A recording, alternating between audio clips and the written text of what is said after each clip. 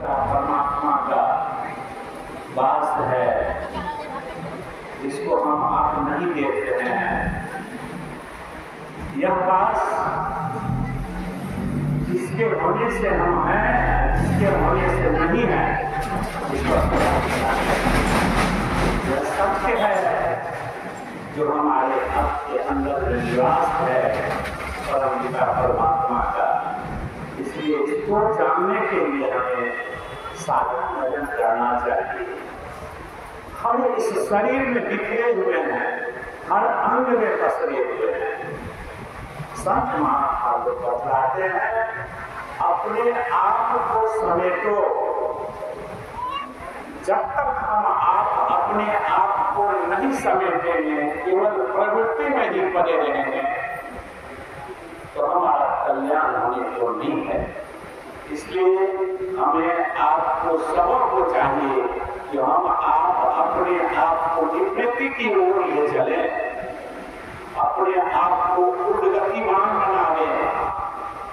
इस पिंड से उठा करके अपने सूरत को चेतन धार के माध्यम से अपने स्वरूप में स्थित करें, तब तो हमारा कल्याण है, अन्यथा कल्याण होने को नहीं है। गुरु महाराज का प्रवचन हुआ जिसमें आया है मोह क्या है, इसके विषय में देखिए। जयपुर नरेश के यहाँ एक पंजाब का पहलवान आए और जयपुर नरेश को उन्होंने कहा, आपके राज्य में यदि कोई पहलवान है तो हम चाहते हैं उससे हम अपना मुकाबला करें। राजा वाली बात थी। उन्होंने सोचा जो या तो हमारी प्रतिष्ठा वाली बात है, इस तरह आकर के कोई पहलवान चलेंगे।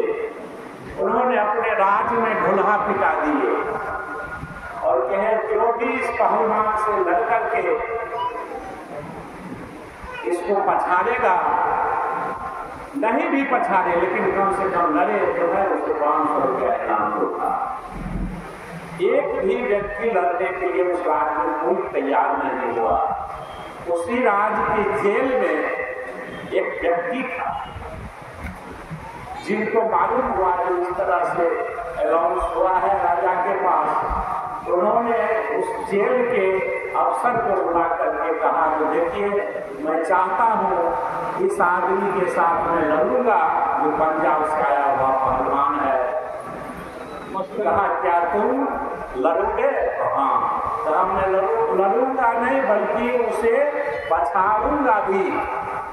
कहा ठीक है। कहा इसका जो हाथ करेंगे, पैर जो मेरे हाथ में हाथ करके लगा हुआ है, इसको खोलवाओ। जब खोलने के लिए लाया गया तो क्या देखता है, जो उसके पास उसका जो चाबी था वो खो चुका था। तब वो पहलवान कहता है, आप लोग कहाँ इतना परेशान हो रहे हैं, आप लोग हट जाइए, साइड हो जाइए। एक बार हाथ को झाड़ दिया, हाथ का हथकड़ी टूट गया। दूसरी बार पैर को झाड़ दिया, पैर का गेंदी टूट गया। तब सब आदमी कहते हैं वहां अफसर लोग, जब तुम्हें इतनी बड़ी शक्ति थी, इतना बड़ा ताकत था, तो अभी तक तुम कैसे इस डंडा बेरी में पड़े हुए थे? तब उन्होंने क्या कहा, देखिए जो हम तो चाहते तो 2 मिनट के अंदर इसको तोड़ करके या जेल का दीवार को फाड़ करके उस साइड में भाग जाते, लेकिन हमारे घर में हमारी पत्नी है, हमारा पुत्र है, हमारा बेटा है, ये सब है। यदि हम ऐसा करते तो राजा साहब क्या करते, उसे बुला करके सजा देते। इस मोह के चलते हमने अपने आप को ऐसा नहीं किया। देखिए यही है मोह निशा सब सोवनहारा।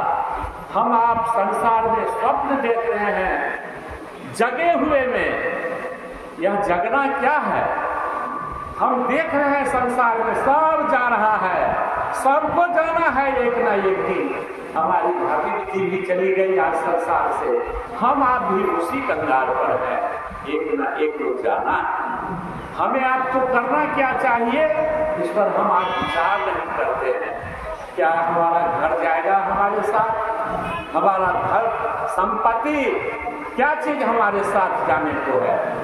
एक भी चीज जाने को नहीं है। जो भी है सब इसी जगह रह जाएगा, इसी संसार में, और हम आप इस शरीर से या जो चेतन आत्मा है निकल जाएगा।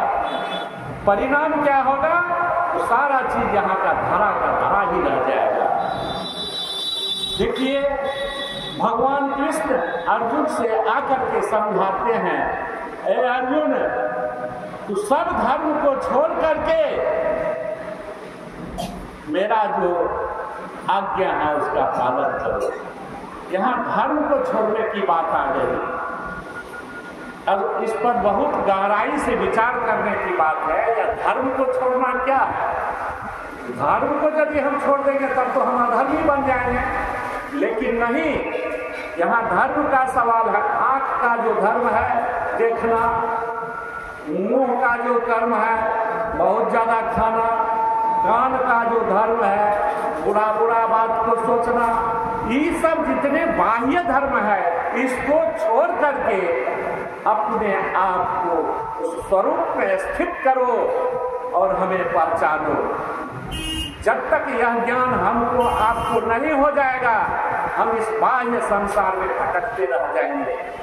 एक जगह गोस्वामी तुलसीदास जी जब हार गए सब तरह से भक्ति करके, तो लास्ट में उनको कहना पड़ा, यही ते मैं हरि ज्ञान गमायो, परि हरि हृदय कमल रघुनाथ ही, बाहर फिरत निकल भैलायो।